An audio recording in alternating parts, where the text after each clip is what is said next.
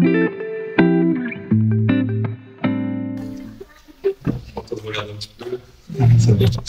à tous, je m'appelle Josias, j'ai 22 ans. Et si je me tiens aujourd'hui devant vous, c'est parce que je vais vous raconter mon témoignage. Et je voudrais vous témoigner de mon amour de Dieu. J'aime profondément Dieu et j'aimerais vous raconter comment je l'ai rencontré et pourquoi j'ai décidé de suivre Jésus. Moi, je suis né dans une famille chrétienne et depuis tout petit, j'ai entendu les histoires de la Bible. J'ai vraiment grandi avec les valeurs de la foi chrétienne. J'allais à l'église le dimanche, je faisais des scouts pendant les vacances et je participais à toutes les rencontres de jeunes. En fait, j'ai toujours eu la conviction que Dieu existait et j'essayais au mieux de suivre les enseignements de la Bible. Durant la période du collège, j'ai vécu pas mal de harcèlement et je ne comprenais pas trop ce qui m'arrivait. J'arrivais pas à me défendre et je me disais que c'était quelque chose qui était difficile, mais qu'en même temps les gens ne connaissaient pas Dieu et que lui il veillait sur moi.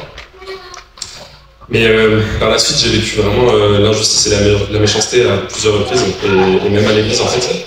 Et je comprenais pas comment la vie elle pouvait être aussi difficile alors que j'essayais vraiment de faire le bien autour de moi. Je pensais qu'en fait croire en Dieu, ça me gardait et qu'il allait m'éviter de souffrir. Et du coup forcément, je comprenais pas pourquoi il n'intervenait pas alors que je demandais de l'aide. En fait, j'ai fini par arriver à un moment à me dire qu'en fait si Dieu il m'aidait pas, alors j'allais le faire tout seul. En grandissant, du coup, je me suis beaucoup endurci. J'ai eu des réussites et des bonnes choses. J'ai commencé des grandes études. J'étais toujours entouré de beaucoup de monde. Et j'avais vraiment le sentiment d'être important. Et puis j'ai eu des moments plus durs. Malgré tout ça, en fait, je me suis souvent senti seul, en fait. Et je vivais ma vie en essayant d'avoir le contrôle sur tout. Si je réussissais, c'est parce que je l'avais mérité. Et si j'échouais, alors je me donnais les moyens de rebondir et de le faire mieux. Dieu, il était jamais très loin, mais c'était tout de même moi qui décidais de tout. Je le garde dans un coin de ma tête, et c'était quand même moi au commandement. Avec tout ça, en fait, j'ai fini par me gonfler d'orgueil. Je prenais ma prétention pour de la confiance en soi. Et le problème, en fait, de ce mode de vie, c'est que ça a induit une charge énorme. Je me mettais constamment la pression, j'étais jamais tranquille, et j'avais toujours le sentiment de devoir en faire plus. J'avais fini par prendre un chemin où je savais que plusieurs choses de ma vie ne plaisaient pas à Dieu, mais c'est des choses qui me donnaient confiance en moi.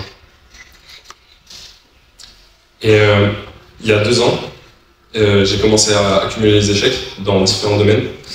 D'abord sur le plan amoureux, et puis amical, et puis aussi professionnel. En fait, plus je me battais pour essayer d'arranger les choses, et moins la situation, elle me plaisait. J'ai enchaîné les mauvaises décisions et j'arrivais vraiment pas à m'en sortir. Mon moral, il a petit à petit commencé à flancher, et au bout d'un moment, j'avais vraiment plus la confiance nécessaire pour repartir. L'année dernière, lors d'un passage sur Lyon, ma sœur m'a proposé d'aller boire un verre avec un ami pasteur. Et je me souviens que pendant cette discussion, je lui ai dit que même si aujourd'hui je voulais revenir à Dieu, il y avait trop de choses qui me retenaient et que c'était impossible. En fait, il se trouve que ces choses-là, auxquelles je me raccrochais pour ne pas tomber vraiment bas, elles ont aussi fini par disparaître au cours des mois suivants. Et vraiment, je suis vraiment arrivé à un stade où j'avais le sentiment que je ne savais plus qui j'étais.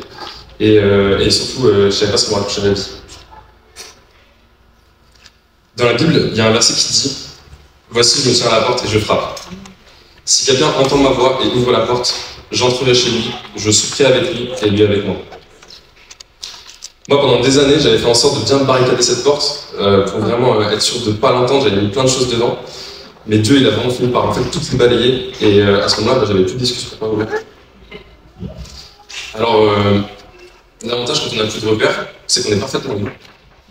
Alors j'ai appelé Jean, le pasteur de l'église de ma sœur, au téléphone, et il m'a proposé de venir sur Lyon pour travailler un peu avec nous et commencer une formation de disciples. Pendant les semaines qui ont suivi, j'ai fait la rencontre de Dieu.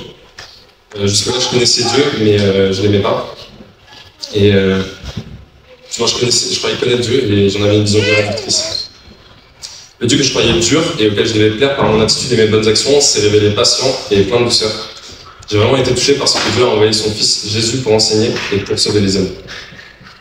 Ce qui m'a frappé, c'est qu'il ne fait pas de la manière dont moi je pouvais l'attendre, dont nous pourrions l'attendre. Il a pu faire en puissance, en jugement et en domination, mais lui, il a choisi de servir et de mourir à notre place. En fait, il est venu guérir des malades, donner à manger et prendre soin à des gens. Et Dieu, il a choisi l'amour. Alors parfois, j'aimerais que Dieu il me rende justice, ici et maintenant, qui punisse les hommes qui n'obéissent pas comme moi je le fais. Mais ce qui m'enseigne chaque jour, c'est que si Dieu est venu pour mourir pour moi, pour ma désobéissance et mon péché, alors je vais d'abord faire ma part et le remercier en servant moi aussi. Je pensais que mes choix de vie m'avaient définitivement éloigné de lui, alors qu'il m'a tendu la main, qui m'a relevé et transformé en profondeur. Il m'a montré que son amour ne reposait pas sur mes actions ou sur ce que je devais accomplir, mais qu'il est gratuit et donné. Honnêtement, je ne pense pas pouvoir dire que ma vie elle est plus simple aujourd'hui, mais il m'a donné un sentiment de sécurité. Et je sais que Dieu il veille sur moi, sans qu'il ait besoin de le démontrer face à chaque épreuve. Et j'ai décidé de le suivre, je peux vous dire que je ne le regrette pas. Je voudrais juste finir en vous demandant ceci. Dieu se tient à la porte et il frappe. Est-ce que vous avez déjà entendu son appel et êtes-vous prêt à le rencontrer? Merci beaucoup.